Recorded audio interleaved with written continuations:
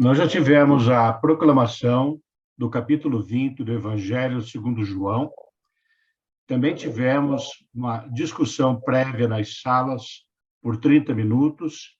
E agora, então, nós teremos uma apresentação desse trecho do Evangelho, que será feito pela Celina. Vou agora compartilhar. Por favor, Celina. E eu vou falar para vocês, em nome do Pai, do Filho e do Espírito Santo. Evangelho de João, capítulo 20. O Evangelho de João é uma catequese sobre a ressurreição de Jesus, própria da comunidade em que nasceu o quarto Evangelho. Com esse trecho, visa-se responder à pergunta: com quais disposições deve o cristão encarar o túmulo vazio do domingo da Páscoa? Serão ainda necessários sinais que suscitem a fé em Jesus? De fato, o trecho ele cita 7 vezes a palavra túmulo. É uma insistência martelante que provoca tomada de posição. Este é o grande sinal e o maior desafio. Para quem lê com atenção todo o Evangelho de João, não há como não recordar o capítulo 10, versículo 18, onde Jesus afirmava que ninguém lhe tiraria a vida, pois ele a doava livremente, com o poder de entregá-la e retomá-la. É o amor que dá e retoma a vida. E o discípulo amado compreende isso, mas Pedro não. O texto é emoldurado pelo desconhecido. Não sabemos, versículo 2. E não tinham compreendido, no versículo 8. E pode ser dividido em 3 pequenas cenas. Maria Madalena ao túmulo com os discípulos, os 2 discípulos junto ao túmulo e a explicação da incredulidade. Então vamos ver Maria Madalena. Ela representa a comunidade que ainda não assimilou a morte de Jesus. E a cena inicia com uma indicação de tempo, que não é uma mera datação formal, no primeiro dia da semana. Nesse primeiro dia da semana, domingo, iniciou-se a nova criação, nascida da morte e ressurreição de Jesus. Maria Madalena é figura simbólica. Ela representa a comunidade sem perspectiva da fé, incapaz de assimilar a morte de Jesus. Ela é a figura representativa de todos que pensam que o túmulo seja o lugar de fracasso do projeto de Deus. No versículo 2, ela fala na primeira pessoa do plural, não sabemos, denotando que é a figura representativa de um todo. Já é de madrugada, nasceu um novo dia, mas para ela ainda é treva. E as trevas representam o mundo, a negação da vida que não aderiu a Jesus. O gesto de Maria indo ao túmulo sintetiza as buscas da comunidade cristã, ansiosa de vida e amor, mas que às vezes os procura em lugar errado. Diante da pedra rolada, ela pensa em roubo de cadáver. Para ela, a morte havia interrompido a vida para sempre. E o relato que faz aos 2 discípulos confirma. Tiraram o Senhor do túmulo e não sabemos onde o colocaram. E os 2 discípulos? Os 2 correm, mas quem ama mais. Também os 2 discípulos representam a comunidade que não assimilou a morte de Jesus. O evangelista dá a entender que a comunidade tinha se dispersado. Por isso, Maria Madalena encontra os 2 a sós. E a intenção de João é bem clara. A comunidade não subsiste sem vivência da fé em Cristo ressuscitado. E assim também diz Paulo em 1 Coríntios 15, 13. Se Cristo não ressuscitou, é vã a nossa fé. Os 2 discípulos são Simão Pedro e aquele que Jesus amava. E eles saem correndo em direção ao túmulo. É uma verdadeira maratona. Quem corre mais, quem chega em primeiro lugar, certamente não é quem está em melhores condições físicas, e sim aquele que tem as autênticas disposições em correr mais e chega primeiro. Essa autêntica, essa disposição é o amor. O amor se antecipa. De fato, o outro discípulo não traz nome, mas um apelido, aquele que Jesus amava. Foi esse discípulo e, juntamente, por ocasião do julgamento e da morte. Com isso, João mostra quais são as disposições do cristão em relação à morte de Jesus. Mas isso não é tudo. O discípulo amado chega antes. Abaixando, ele viu os panos de linho estendidos, mas não entrou. Ele percebe que há sinais de vida, mas ainda não alcança a plena compreensão do que aconteceu. Os panos de linho e os perfumes podem ser uma tênue referência à cama nupcial. Para João e para o discípulo amado que vê, o túmulo não é o lugar da morte, e sim do encontro do Senhor da vida com sua esposa, que é a comunidade. Chega Simão Pedro. O fato de deixar Pedro entre antes no túmulo é, da parte do discípulo amado, um gesto que repete o de Jesus. O discípulo amado não se considera superior a Pedro pelo fato de ter estado perto de Jesus nas horas de abandono, disposto a morrer com ele.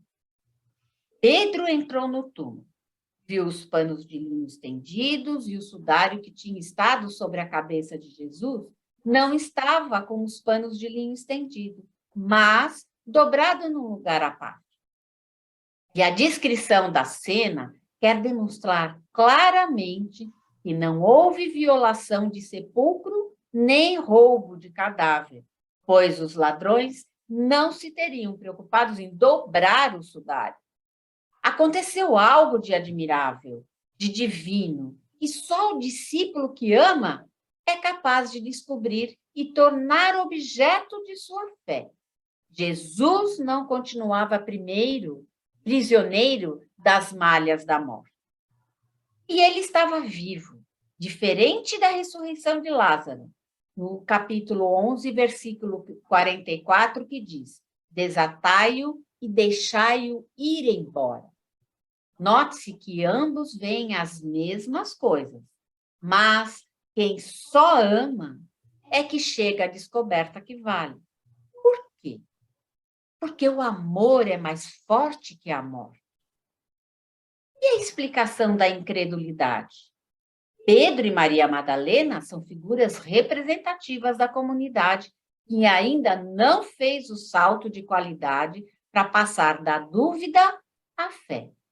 Por isso, o evangelista ensinou um texto da Escritura que diz: os teus mortos tornarão a viver, os teus cadáveres ressurgirão, porque Javé está para sair do seu domicílio. Os dois discípulos voltam para casa. Um volta com o drama de não crer por não amar, e o outro com a certeza de que o amor, mais forte que a morte, gera fé na presença de Jesus ressuscitado. Então, vimos que o capítulo 20 de João inicia com o túmulo vazio e termina com o livro aberto, ou seja, o Evangelho. Vimos também que Simão Pedro não crê porque não ama, mas o discípulo amado vê o túmulo vazio e crê.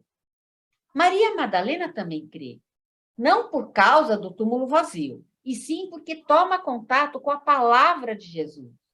Ele, como pastor que conhece as ovelhas pelo nome, a chama Maria. Dessa forma, o capítulo 20 pode ser considerado uma catequese sobre a ressurreição de Jesus.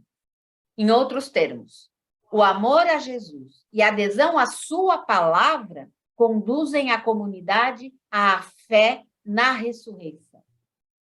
Maria Madalena é a figura da comunidade esposa. Já vimos que, ao longo do Evangelho, Jesus foi várias vezes apresentado como esposo da comunidade. E a esposa aparece aqui, encontrando seu amado no jardim. É interessante observar como Maria Madalena encarna a busca da comunidade que ela representa. Sua angústia, a pergunta aos anjos e a Jesus, que ela pensa ser o jardineiro. A voz de Jesus que a chama, o desejo de agarrá-lo e segurá-lo. Além disso, convém prestar atenção ao modo como Jesus a trata ao falar com ela pela primeira vez. Chama-a de mulher, uma vez que, naquele tempo, somente os maridos chamavam a própria esposa de mulher. Nessa época, as esposas costumavam chamar o marido de meu senhor. E é assim que, inconscientemente, ela se dirige a Jesus pensando que fosse o jardineiro. E quando descobre que o jardineiro é Jesus, chama-o de Rabuni, forma carinhosa de a esposa tratar o marido. O episódio, portanto, deve ser entendido simbolicamente. A comunidade do discípulo amado viu no matrimônio uma das expressões mais elevadas da relação Jesus-comunidade. O seguimento de Jesus é como um longo caminho de conhecimento, namoro, noivado e matrimônio.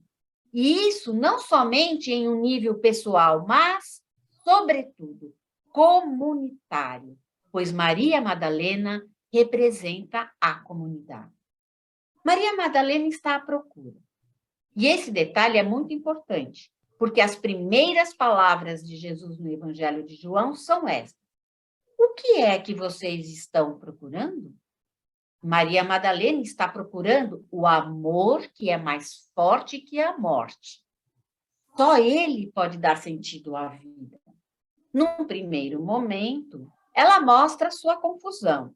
Se foi o Senhor que levou Jesus, diga-me onde o colocou e eu irei buscá-lo. Apesar de confusa, Maria busca e sua busca não fica sem resposta. Afinal, onde é que a comunidade descobre que Jesus está vivo? No amor, o discípulo amado, e na escuta amorosa da palavra, Maria Madalena.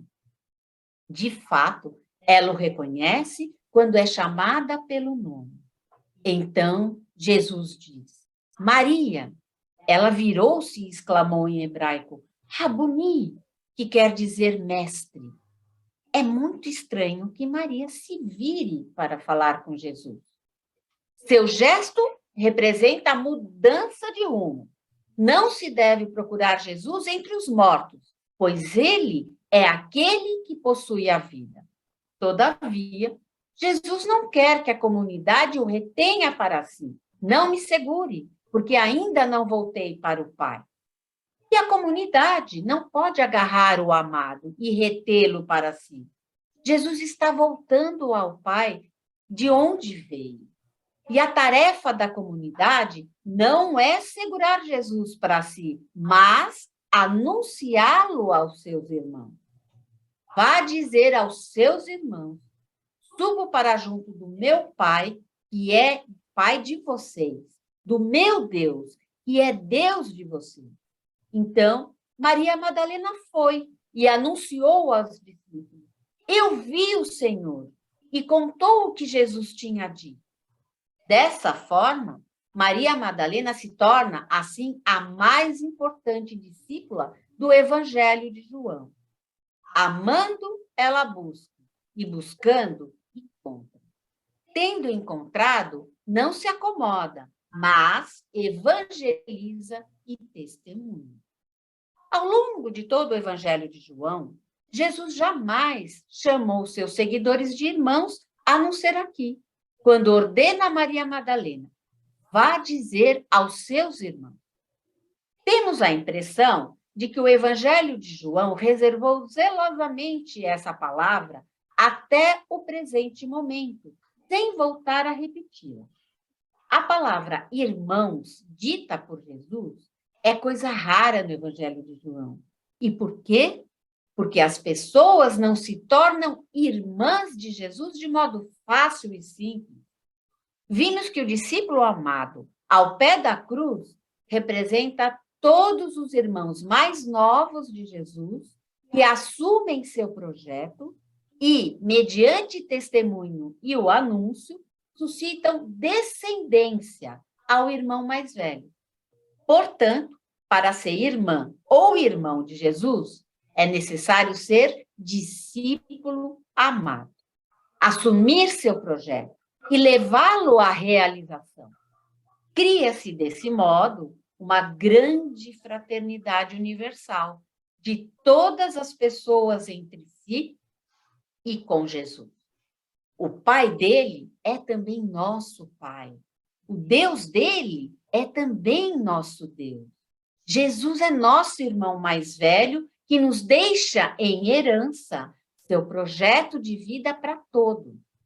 Ele é a videira e nós somos os ramos.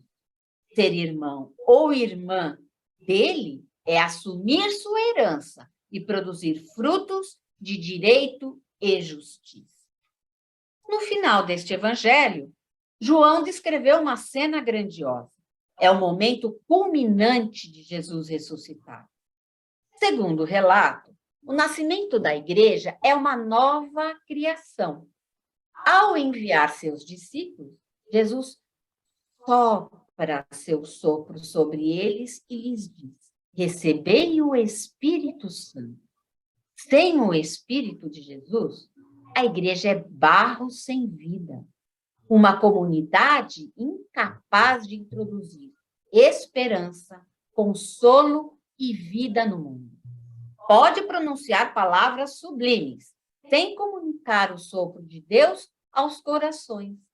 Pode falar com segurança e firmeza, sem afiançar a fé das pessoas. Onde vai ela tirar esperança, se não do sopro de Jesus? E como vai defender-se da morte sem o Espírito do ressuscitado? Sem o Espírito criador de Jesus, podemos acabar vivendo numa igreja que se fecha a toda renovação. Não é permitido sonhar com grandes novidades. O mais certo é uma religião estática e controlada, que mude o menos possível. Temos recebido de outros tempos, é também o melhor para nós. Nossas gerações devem celebrar sua fé vacilante com a linguagem e os ritos de muitos séculos atrás. Os caminhos estão traçados. Não há de perguntar-se por quê? Como não gritar com força? Vem, Espírito Santo, vem a tua igreja. Vem libertar-nos do medo, da mediocridade, da falta de fé em tua força criadora. Não temos que olhar os outros. Cada um de nós tem que abrir seu próprio coração. E apavorados com a execução de Jesus, os discípulos se refugiaram numa casa conhecida. Estão de novo reunidos, mas Jesus não está mais com eles. Na comunidade há um vazio que não pode preencher. Falta-lhes Jesus. Não podem escutar suas palavras cheias de fogo. Não podem vê-lo abençoando com ternura os desgraçados. A quem seguirão agora? Está anoitecendo em Jerusalém e também em seus corações. Ninguém pode consolar suas tristezas. E pouco a pouco, o medo vai tomando conta de todos. Mas não tem Jesus para que fortaleça seu ânimo. A única coisa que lhes dá uma certa segurança é fechar as portas. Ninguém mais pensa em sair pelos caminhos para anunciar o reino de Deus e curar a vida. Sem Jesus, como vão transmitir sua boa nova? O evangelista João descreve de maneira insuperável a transformação que se opera nos discípulos quando Jesus, cheio de vida, se faz presente no meio dele. O ressuscitado está de novo no centro de sua comunidade. Assim há de ser para sempre. Com ele, tudo é possível. Liberta-nos do medo, abrir as portas e pôr a caminho a evangelização. E segundo o relato, o que Jesus infunde primeiro em sua comunidade é sua paz. Nenhuma censura por tê-lo abandonado, nenhuma queixa ou reprovação, só paz e alegria. E os discípulos sentem seu sopro criador. Tudo começa de novo, impulsionados por seu espírito. Continuarão colaborando ao longo dos séculos no mesmo projeto salvador que o Pai encomendou a Jesus. O episódio de Tomé serve para eliminar um mal-entendido segundo o qual as testemunhas oculares seriam mais importantes do que as pessoas que não tiveram contato com Jesus ressuscitado. Mas, e para crer, impõe uma condição. Tomé representa as pessoas que exigem provas para crer. Nem mesmo o testemunho da comunidade é suficiente. Tomé é a figura daqueles que não entendem que em Jesus a vida vence a morte. E a figura de Tomé, como discípulo que resiste a crer, foi muito popular entre os cristãos. E, no entanto, o relato evangélico diz muito mais deste discípulo cético. Jesus ressuscitado se dirige a ele com palavras que têm muito de coação, mas também de convite amoroso. Não sejas incrédulo, mas crente.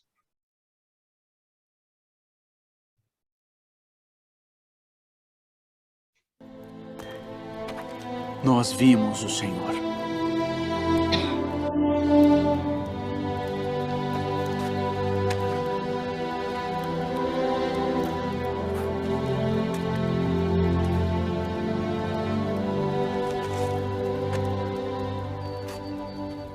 Se eu não vir o sinal dos cravos em suas mãos e não puser o dedo no lugar dos cravos e não puser a minha mão no seu lado, de maneira nenhuma crerei.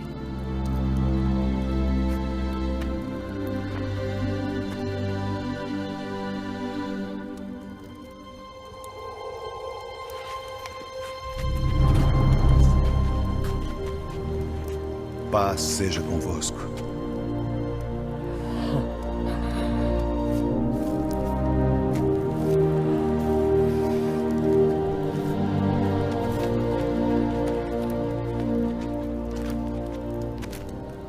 Põe aqui o teu dedo e vê as minhas mãos.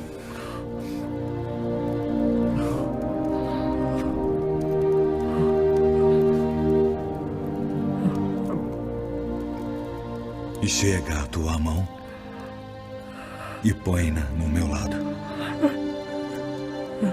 E não sejas incrédulo, mas crente.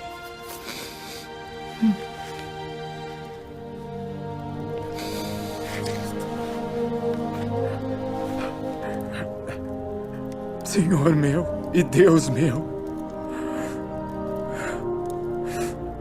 Tomé, porque me viste, creste. Bem-aventurados os que não viram e creram.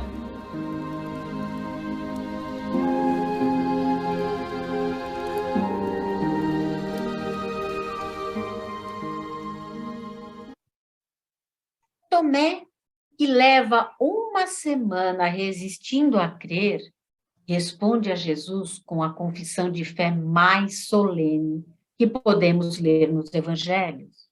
Meu Senhor e meu Deus. O que teria experimentado Tomé ao encontrar-se com Jesus ressuscitado? O que transformou esse discípulo, até então duvidoso e vacilante? Que percurso interior o levou do ceticismo à confiança?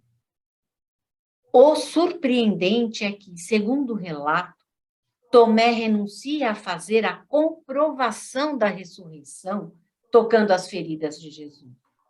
O que o abre à fé é o próprio Jesus com seu convite. E ao longo desses anos, mudamos muito por dentro. Tornamo-nos mais céticos, mas também mais frágeis. Ficamos mais críticos, mas também mais inseguros. Cabe a cada um de nós decidir como quer viver e como quer morrer. Cada um tem que responder a esse convite que, cedo ou tarde, de forma inesperada, ou como fruto do processo interior, pode chegar-nos de Jesus. Não sejas incrédulo, mas crente. Talvez tenhamos que despertar mais nosso desejo de verdade, desenvolver essa sensibilidade interior que todos temos para perceber, além do visível e do tangível, a presença do mistério que sustenta a nossa vida. Não mais é possível viver como pessoas que sabem tudo. Não é verdade. Todos, crentes ou não, ateus e agnósticos, caminhamos pela vida envoltos em treva. E como diz Paulo, buscamos a Deus a palpadelas. Por que não defrontar-nos com o mistério da vida e da morte, confiando o amor como última realidade de tudo? Este é o convite decisivo. Mais de um crente sente hoje que sua fé se converteu em algo cada vez mais irreal e menos fundamentado. Talvez agora, quando não podemos mais apoiar nossa fé em falsas seguranças, aprendamos a buscar a Deus com um coração mais humilde e sincero. Sempre lembrando que uma pessoa que deseja sinceramente crer, para Deus já é crente. E Deus, que compreende nossa impotência e debilidade, tem seus caminhos para encontrar-se com cada um de nós para oferecer-nos sua salvação. Tomé, este discípulo que resiste a crer de maneira ingênua, vai nos ensinar. A nós que jamais vimos o rosto de Jesus, nem ouvimos suas palavras, nem sentimos seus abraços, o percurso que devemos fazer para chegar à fé em Cristo ressuscitado. Jesus se oferece para satisfazer suas exigências, o convidando a aprofundar-se além de suas dúvidas. Não sejas incrédulo, mas crente. Tomé renuncia a fazer a comprovação. Já não sente necessidade de prova. Experimenta a presença do Mestre que o ama, o atrai e o convida a confiar. Tomé, o discípulo que fez o percurso mais longo e trabalhoso que ninguém até encontrar-se com Jesus, chega mais longe que todos na profundidade de sua fé. Meu Senhor e meu Deus. Ninguém fez uma confissão como esta a Jesus. E não devemos assustar-nos ao sentir que brota em nós dúvidas e interrogações. As dúvidas vividas de maneira sadia nos resgatam de uma fé superficial que se contenta por repetir fórmulas, sem crer em confiança e amor.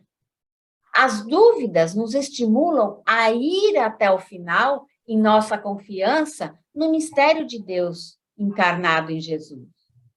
A fé cristã cresce em nós quando nos sentimos amados e atraídos por esse Deus, cujo rosto podemos vislumbrar no relato que os evangelhos nos fazem de Jesus. Então, seu convite a confiar tem em nós mais força do que nossas próprias dúvidas.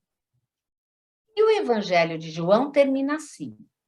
Jesus realizou diante dos discípulos muitos outros sinais que não estão escritos neste livro. E estes sinais foram escritos para que vocês acreditem que Jesus é o Messias, o Filho de Deus, e para que, acreditando, vocês tenham a vida em seu nome. Esses 2 versículos resumem a finalidade do Evangelho de João, um livro aberto para todos. Ele nasceu para levar as pessoas a crerem em Jesus a fim de terem vida. A primeira parte do Evangelho de João mostrou os 7 sinais da vida. A segunda parte apresentou o grande sinal.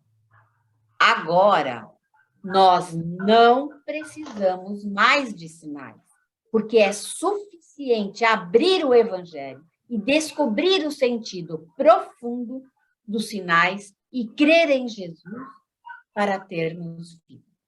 E eu falei para vocês, em nome do Pai, do Filho e do Espírito Santo. Amém. Bem, agora então, nós iremos mais uma vez para as pequenas salas para dar continuidade à nossa reflexão. Sempre lembrando que agora é o momento de trazer a reflexão para a sua vida. O que esse Evangelho te propõe? O que ele muda para você? E o que você gostaria de dizer ao Senhor em forma de oração a partir desse trecho do Evangelho? Serão, então, mais 30 minutinhos e, então, retornaremos a esta sala principal. Até já.